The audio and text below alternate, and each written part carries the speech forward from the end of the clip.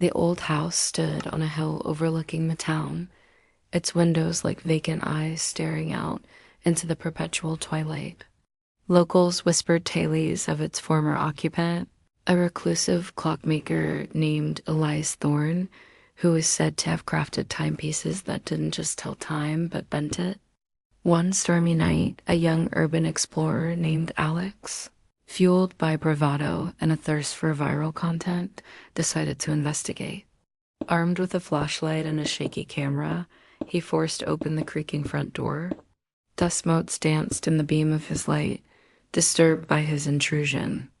The air was heavy, thick with the scent of decay and something else.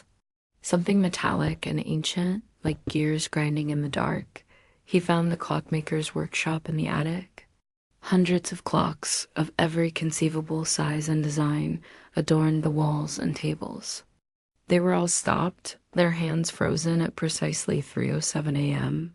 Alex shivered, a cold dread creeping up his spine. He noticed a large, ornate grandfather clock in the center of the room, its dark wood intricately carved with grotesque faces. Unlike the others, its pendulum swung with a slow, deliberate rhythm, emitting a faint, almost imperceptible tick-dot as he approached. The temperature in the room plummeted. His breath plumed in the frigid air. The faces carved into the clock seemed to twist, their wooden eyes following him. He reached out to touch the cold brass pendulum, and as his fingers brushed against it, the clock chimed. Not a gentle, melodic chime, but a deep, resonant gong that vibrated through his very bones. The sound echoed, not just in the room, but in his mind, stretching and distorting.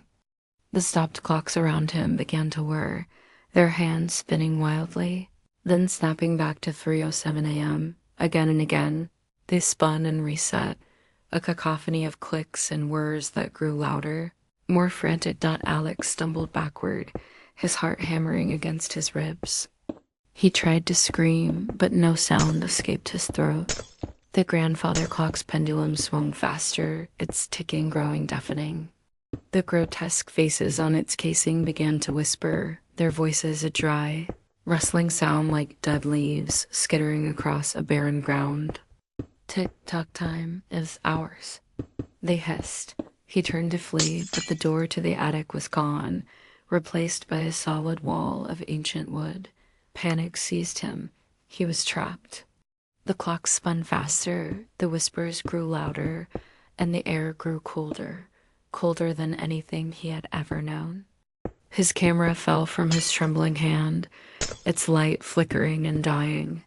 In the sudden darkness, the only illumination came from the glowing red eyes that now opened on the carved faces of the grandfather clock, the last thing Alex saw. Before the darkness consumed him entirely was the minute hand of the grandfather clock slowly, agonizingly click into place. 3:07 a.m. The next morning, the storm had passed.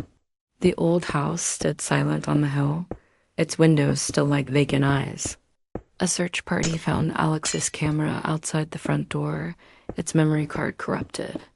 The only salvageable image was a blurry, distorted shot of a grandfather clock, its hands frozen at 3:07 a.m. And sometimes, late at night, when the wind howls just right, the townsfolk swear they can hear a faint, rhythmic ticking coming from the old house on the hill, always accompanied by a whisper that seems to carry on the wind. Tick-tock, time is ours.